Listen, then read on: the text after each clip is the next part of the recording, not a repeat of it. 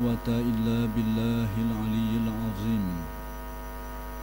إلهي أنت مقصودي ورضاك مطلوبي، أعطني محبتك ومعرفتك. السلام عليكم ورحمة الله تعالى وبركاته.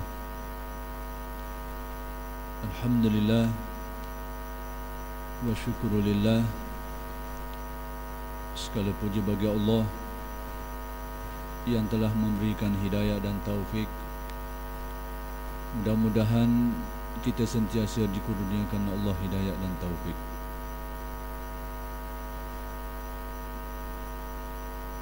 Kuliah Masjid Abidin pada malam ini ingin membahaskan kalam hikmat Syekh Ahmad Ibn Athaillah Al-Iskandari radhiyallahu anhu yang ke-16 berkait dengan persoalan terhijabnya Allah Subhanahu wa taala. Jadi sebelum saya mulakan kuliah, ingin saya maklumkan bahawa inilah kuliah terakhir kita untuk sebelum Ramadan. Kerana akan datang saya ada beberapa minggu lain untuk tidak dapat hadir. Yang kalau dipanjangkan umur dan diberikan kesempatan dan ruangan, akan bersama lagi kalau diizinkan. Jadi terlebih dahulu saya mohon maaf kalau ada apa-apa kesilapan dan kesalahan sepanjang kuliah sebelum ini. Berkait dengan kalam hikmat Syekh Ahmad Ibn Athaillah Al-Iskandari radhiyallahu anhu, pada kalam hikmat beliau yang ke-16, yang ke-17 dan seterusnya sampai ke yang ke-22 adalah memerihalkan persoalan yang hampir-hampir serupa, yaitu Syekh menyatakan kehairanan, menyatakan ketakjuban beliau tentang bagaimana boleh terjadinya Allah Subhanahu wa taala terhijab dan terdendeng daripada seseorang. Ketakjuban beliau ini ternyata berasaskan kepada beberapa sudut pandangan kesufian. Beliau menyatakan betapa sangat merasa pelik dan takjub bagaimana Allah Ta'ala itu boleh terdendeng dari kita, bagaimana kita boleh terhijab daripada Allah Subhanahu wa Ta'ala, sedangkan Allah Subhanahu wa taala itu begitu dekat, begitu nyata tanda-tanda keagungannya. Yang semua ini akan dihuraikan di dalam kalam-kalam hikmat seperti yang akan disebut. Jadi mengenai perkara ini Syekh Ibn Atha menyatakan keheranan dengan kata-kata hikmat beliau. Kaifa yustasawwaru an yahjubahu syai'un wa huwa alladhi azhara kulla syai'. Bagaimana dapat dibayangkan bahawa Allah dapat dihijab oleh sesuatu? Yani bagaimanakah boleh berlaku Allah Ta'ala terhijab oleh sesuatu, terdendeng, sehingga kita tidak dapat melihat dan mengenalinya? Padahal Allah yang menzahirkan, yang menampakkan segala sesuatu. Padahal Allah lah yang mencipta,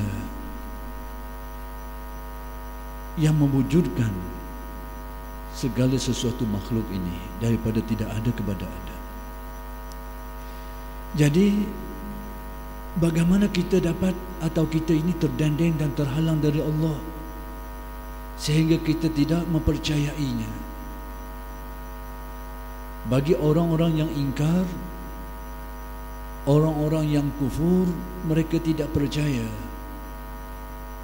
bahawa alam ini ada penciptanya, bahawa alam ini diciptakan Allah Subhanahu wa ta'ala, ada Tuhan yang menciptanya.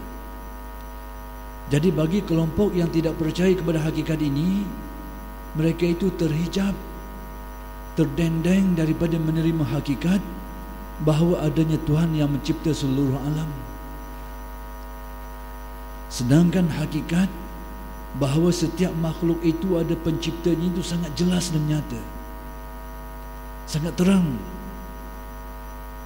Sesuatu yang diciptakan itu pasti ada penciptanya. Tidak ada orang meragui hakikat ini. Semua benda di hadapan kita menjelaskan hakikat ini. Semua benda yang kita perhatikan, yang kita lihat, kalau diusuli, semuanya adalah tercipta, yakni diciptakan, dan ada penciptanya. Baju kita, apa-apa yang ada di hadapan kita, mikrofon ini, lampu, bangunan ini, semuanya diciptakan, dan kita boleh melihat asalnya. Tidak ada orang menyatakan Masjid Abidin ini tiba-tiba muncul, tidak ada permulaannya. Tidak ada orang yang berani berkata seperti itu. Semua orang mengatakan masjid ini asalnya tidak ada, lalu diciptakan, yakni dibangunkan, dan orang tahu tarikhnya bila. Inilah hakikat setiap makhluk. Dan akal menetapkan setiap yang diciptakan itu ada penciptanya. Kita tidak dapat menerima hakikat bahawa masjid ini terbina begitu saja. Tidak ada tukangnya, tidak ada arkiteknya, tidak ada orang yang membuatnya. Akal tidak dapat menerima hakikat itu. Begitulah nyata dan terangnya hakikat bahawa setiap yang diciptakan itu ada penciptanya. Nah sekarang, segala makhluk ini yang sekecil-kecilnya atau sebesar-besarnya, semuanya bertaraf makhluk, yakni ada permulaannya. Sebelum itu tidak ada. Kita sendiri, orang tua kita, dan segala kejadian di sekitar kita, bulan bintang dan sebagainya, semuanya itu bertaraf makhluk yang ada permulaannya. Jadi setiap yang berpermulaan lalu diciptakan, pasti ada penciptanya. Maka demikianlah Syekh menyatakan keheranan. Bagaimana boleh terjadi? Bagaimana akal dapat menerima hakikat Allah Ta'ala itu terhijab, yakni ada orang yang tidak tahu atau ingkar, tidak percaya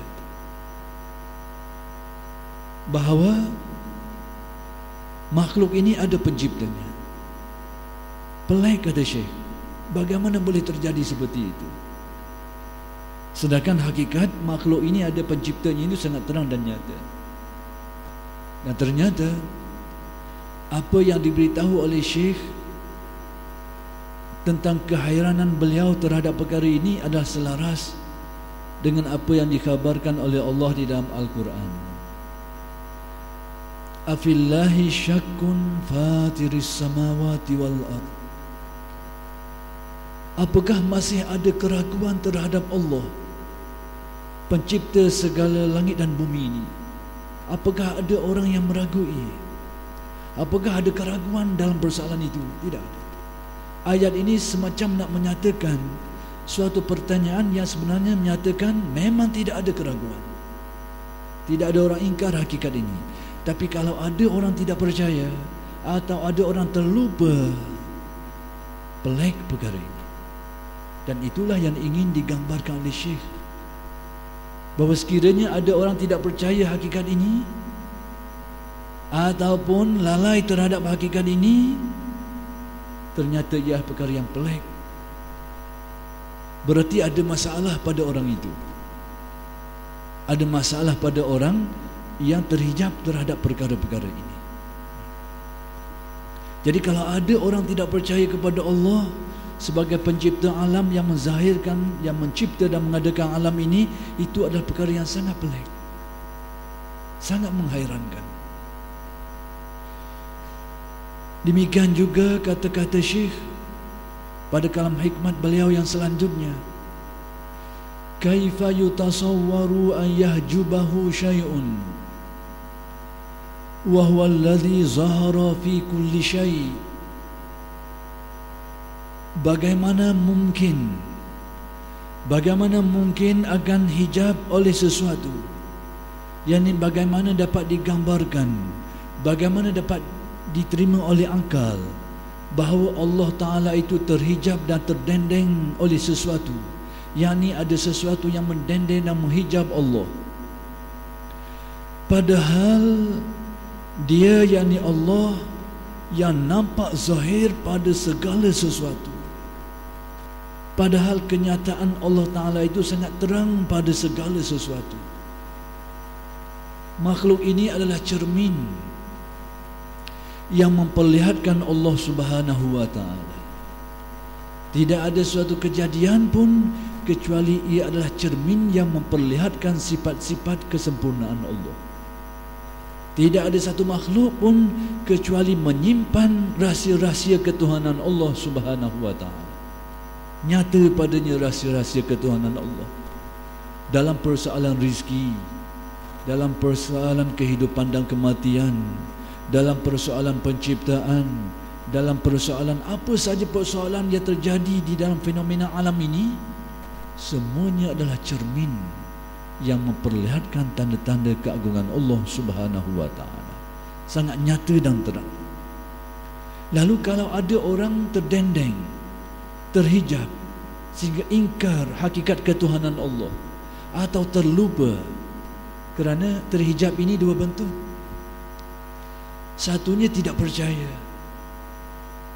dalam persoalan rizki, tidak percaya rizki ini datang dari Allah. Orang beranggapan hasil daripada usaha manusia, hasil daripada kerja keras manusia, bukan dari ketentuan dan pemberian Allah, bahagian Allah. Kalau ada orang tidak percaya hakikat ini, maka orang itu dikira terdendeng, ingkar. Bahasa yang lebih mudah, orang ini adalah orang yang kufur terhadap Allah Subhanahu wa Ta'ala. Jadi terhijab itu satunya boleh jadi dengan mana itu, mana tidak percaya langsung.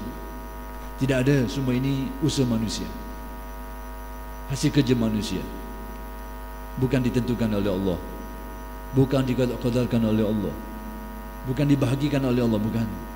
Kalau ada orang beranggapan seperti itu, orang ini terhijab dengan hijab yang paling tebal, yaitu hijab kekufuran, terkeluar dari landasan keimanan. Atau juga hijab itu hijab kelalaian, ghaflah, lupa, percaya rizki ini di tangan Allah, ketentuan Allah, tapi dalam kehidupan seharian hatinya lalai dan lupa, sehingga tidak terlihat hakikat itu, sehingga tidak terasa hakikat itu, dan dia terumbang-ambing dalam pencariannya, tidak melihat hakikat-hakikat ketuhanan Allah di sebalik semua itu. Kalau dia dapat, dia menjadi sombong. Kalau tak dapat, dia menjadi putus asa. Inilah fenomena orang yang lupa dan lalai hati dalam persoalan ini. Jadi terhijab juga dengan mana ini? Apa jua pun maksud terhijab, Syekh masih heran bagaimana Allah Ta'ala boleh terhijab, sedangkan perkaranya sangat jelas kalau diperhatikan, sangat terang dan nyata. Kita mendapat rezeki, sebahagian orang hasil bekerja makan gaji. Dari siapa? Majikan. Majikannya pula tu, majikan dia tu ambil mana pula? Usul lagi. Orang ni ambil di mana pula? Ambil di mana pula? Usul mesti, katakan mesti ketang. Akhir sekali tak tahu punca. Bagi yang jahil, yang tahu dari Allah Subhanahu wa Ta'ala. Dan kalau diusuli semua perkara, semuanya akan kembali kepada Allah, nyata dan terang. Itu kalau kita lihat dan perhati pada rizki manusia yang memang samar-samar tentang hakikat ketuhanan Allah, kecuali bagi yang berfikir. Lihatlah rizki makhluk-makhluk lain, rizki semut, rizki burung, Rizki binatang-binatang lain yang melata di dalam hutan. Bila mereka ini bekerja, bila mereka ini menternak, bercocok tanam, pernah adakah dalam sejarah burung helang membuka kebun durian? Atau pernah adakah dalam sejarah harimau menternak kambing? Tidak pernah ada catatan seperti ini dalam sejarah. Perhatikan rizki mereka itu dari mana datang. Nak tak nak, manusia terpaksa akur dan mengakui adalah datang dari pemberian Allah Subhanahu wa ta'ala.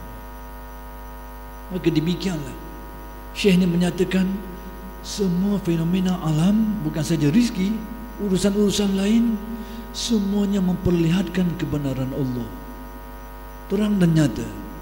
Tapi kalau ada orang terhijab, ada orang terdendeng, ini sangat menghairankan, sangat pelik, sangat takjub bagi orang yang terdendeng daripada melihat kebenaran Allah Subhanahu wa ta'ala. Jadi demikianlah Syekh menyatakan hakikat itu.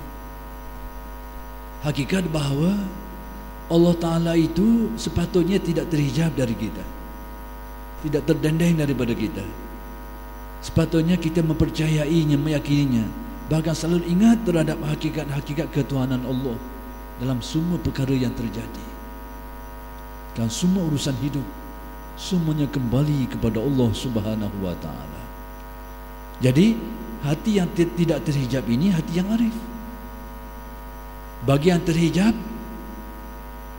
maka sama ada hijabnya tebal berarti kekufuran, atau lupa, ghaflah, lalai, sama ada berpunca daripada kejahilan atau berpunca daripada hati yang tidak jernih pandangannya, atau bermacam-macam lagi. Inilah masalah. Jadi Syekh ini menyatakan hakikat bahawa kalau ada orang terhijab dalam keadaan manusia itu mempunyai naluri yang asli, pelik. Tapi kalau ada orang terhijab, berarti naluri manusia sudah tidak asli lagi. Naluri manusia sudah tercemar, naluri manusia itu sudah dikotori, sehingga terhijab dengan sesuatu yang sepatutnya tidak terhijab, sepatutnya tidak terdendeng. Maka demikianlah Syekh ingin menyatakan perkara ini mengenai agak pelik bagi orang yang terhijab daripada Allah Subhanahu wa ta'ala. Maka sebab itu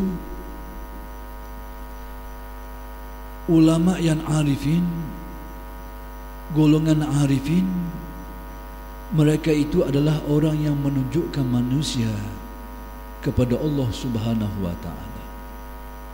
Orang yang membawa hati-hati manusia supaya mengenali Allah Subhanahu wa ta'ala. Inilah golongan arifin, orang yang membawa manusia supaya mengenali hakikat ketuhanan Allah. Kalau dia membawa manusia sehingga terbuka hijab mindanya, sehingga dapat memahami hakikat ketuhanan Allah, inilah para ulama. Sekiranya dia membawa manusia sehingga terbuka hakikat jiwanya, sehingga dapat melihat dan menyaksikan kebenaran ketuhanan Allah Subhanahu wa ta'ala, inilah golongan arifin, para arif. Mereka menunjukkan manusia kepada Allah, tidak kepada diri mereka. Bahkan mereka selalu menyembunyikan diri. Inilah para da'i yang jujur, mengajak manusia mengenal Allah, mengajar manusia supaya mempertuhankan Allah, menunjukkan manusia jalan mengenali Allah, bukan mengenal diri sendiri. Sebab itu kata Syekh Ibnu Ajibah, kerana orang-orang yang menyeru manusia ini banyak jenisnya, banyak peseng, kata tu kan, macam-macam peseng, banyak jenisnya. Maka yang jujur, orang yang menunjukkan manusia kepada Allah Subhanahu wa ta'ala. Maka kerana itu berkata Syekh Ibnu Ajibah, man dallaka 'alal amal faqad at'abaka. Sesiapa yang menunjukkan engkau kepada amal-amal semata-mata, bukan amal yang membuka pintu hatimu dan mendekatkan dirimu kepada Allah, orang ini sebenarnya meletihkan kamu, membebankan kamu dengan amal-amal. Ini kalau dilihat dari dimensi sufinya. Jadi bukanlah berarti orang yang mengajarkan kita tentang solat, cari-cari solat, orang ini meletihkan kita. Tidak, jangan salah faham. Syekh ini berbicara dalam bentuk yang lebih khusus, yakni sekiranya seseorang itu mengajarkan engkau tentang amal semata-mata, tapi tidak diajar rahsia-rahsianya, tidak diajar tentang tuntutan keikhlasannya, tidak diajarkan tentang kehadiran hatinya, orang ini sebenarnya meletihkan engkau. Jangan salah faham lah. Nanti kan tuan-tuan salah baca pula, orang mengajar kita semayang ni, cara nak semayang ikut hukum ni, ni duk letih kita belakang ni, dah pakai ni. Tidak, jangan salah faham. Fahami secara yang lebih halus dari itu. Kemudian kata Syekh, wa man dallaka 'ala dunya faqad ghasyaka.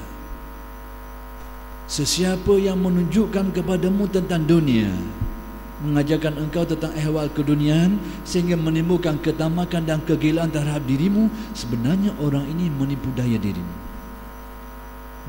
Dunia ini dua macam.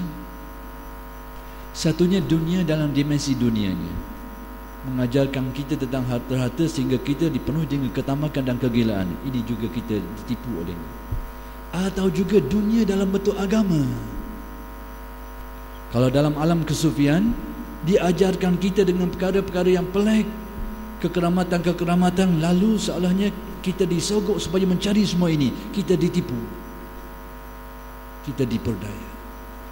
Ataupun hal-hal lain yang zahirnya berupa hal-hal keagamaan, di sebaliknya dikejar hal-hal keduniaan. Semua ini orang ini menipu kita.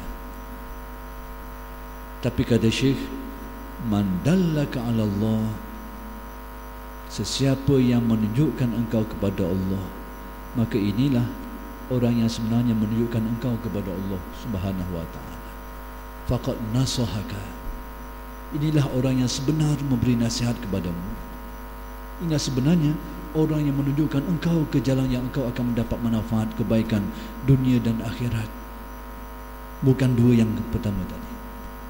Maka demikianlah para arifin, orang yang bawa manusia untuk kenal hakikat-hakikat tadi, supaya manusia bertuhankan Allah, dapat mengenal Allah di sebalik alam kejadian ini, dapat membaca kejadian alam ini dan rahsia-rahsianya, supaya semuanya dapat kembalinya kepada Allah Subhanahu wa ta'ala.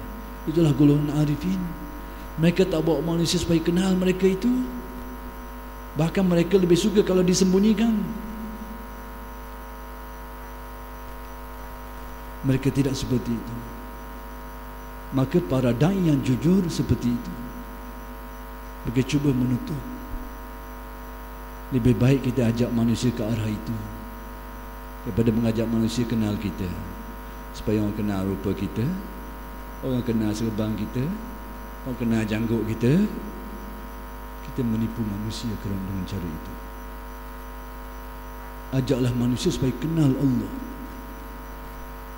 Kalau kita nak berslogan pun, bila slogan-slogan yang orang dengarnya orang mengenal Allah, bukan slogan rupa kita, bukan slogan kepandaian kita, bukan slogan kehebatan kita. Itu kita menipu manusia. Maka demikianlah golongan arifin itu, orang yang mengajak manusia supaya mengenali Allah Subhanahu wa ta'ala. Sebab itu hal-hal yang khusus terjadi di alam tasawuf. Kadang-kadang berlaku seorang syekh itu, dia sengaja menunjukkan hal-hal yang kurang senang dengan para muridnya di suatu peringkat. Ditunjukkan hal-hal yang tidak menyenangkan di suatu peringkat, yang sebenarnya untuk membawa orang ini ke hal yang lebih baik dari itu. Ada dalam perjalanan rohani ini, kadang-kadang ada sekelompok murid yang bergantung dengan tuan gurunya. Di suatu peringkat, hal ini dalam perjalanan tidak mengapa, tapi untuk pergi ke destinasi yang lebih jauh tidak memadai. Lalu Tuan Syekh itu menyusahkan dia, membebankan dia, memberatkan dia dan tidak cana terhadapnya, supaya akhir sekali orang ini berpindah dari berpaut kepada manusia sehingga berpaut dengan Allah Subhanahu wa taala. Sampai begitu. Inilah Syekh yang jujur. Tapi kalau Syekh yang ambil kesempatan, dia dah agak kau orang supaya bergantung dengan dia semua. Dia terik kau orang supaya apa-apa dia, tak ada orang lain. Ini menipu daya manusia. Syekh yang jujur mengajak manusia supaya mengenali Allah Subhanahu wa taala, bukan mengenal dirinya. Cuma hanyalah wasilah sementara untuk manusia merentasi perjalanan yang lebih jauh dari itu.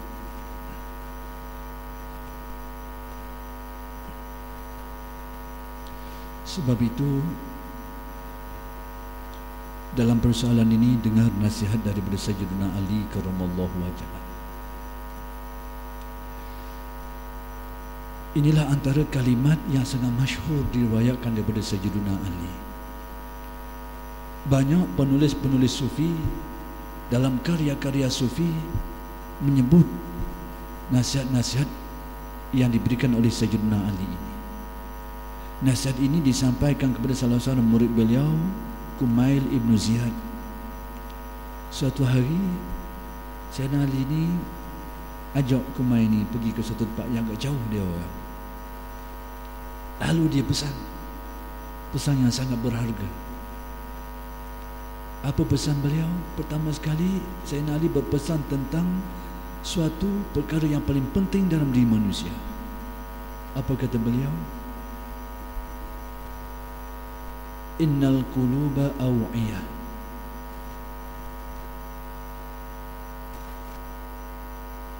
Kata Sayyidina Ali,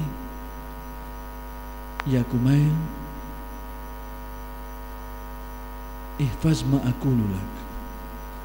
Kau pegang betul-betul apa yang akan ku katakan kepadamu nanti. Kau jaga betul-betul. Lalu Sayyidina Ali memulai dengan menyebut suatu kalimat yang menjadi kekunci kepada diri manusia. Apa kata beliau? Innal quluba aw'iyah fa khairuha aw'aha.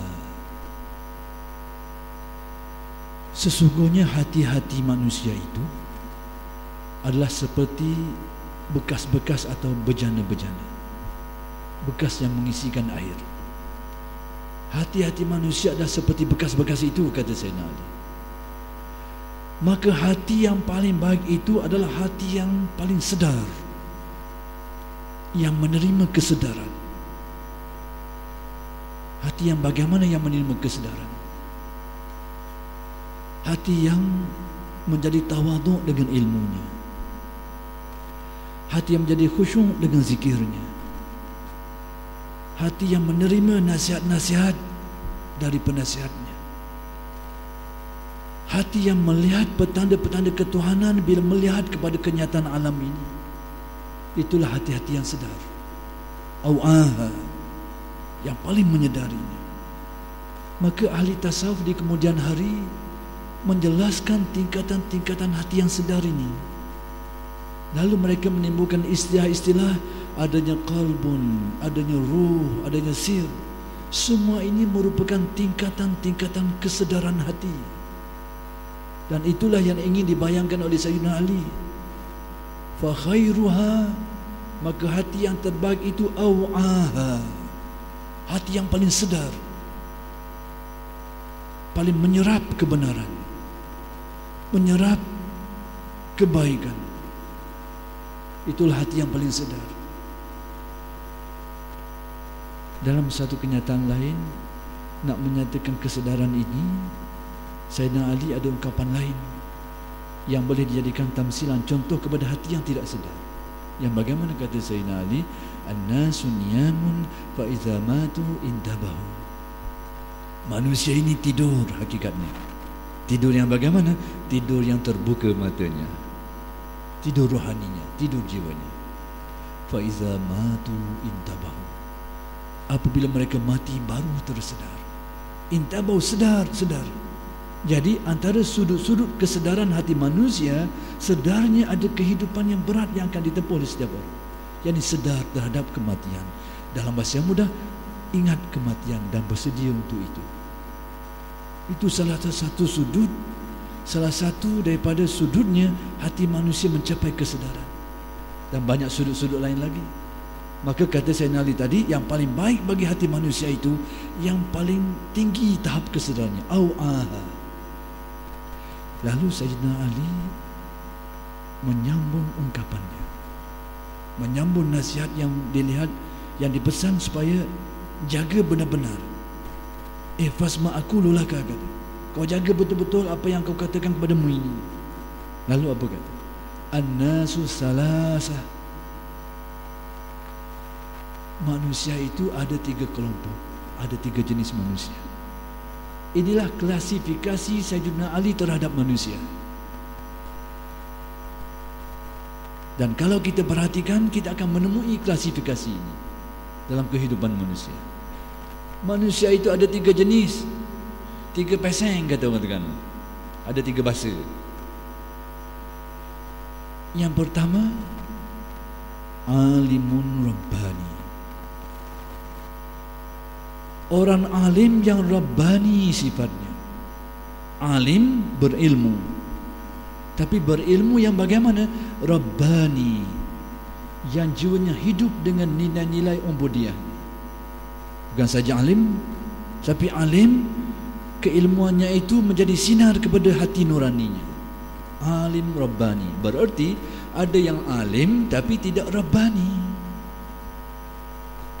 Alim informasi, alim maklumat, banyak maklumatnya, tapi tidak bersifat rabbani. Dia sendiri tidak terikut dengan ilmunya, dia sendiri tidak melihat berharga ilmunya. Apatah lagi orang yang disampaikan ilmu kepadanya, tidak menusuk sampai ke dalam, tidak merubah,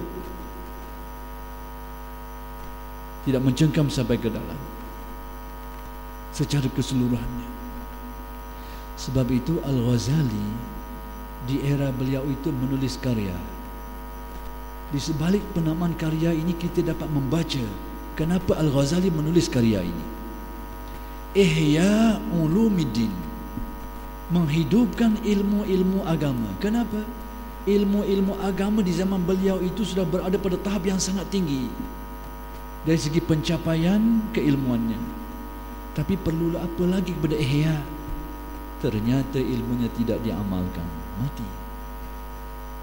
Ulama-ulama ternyata hanya menyimpan ilmu di otak, menjadi intelektual, tapi spiritualnya kosong. Quran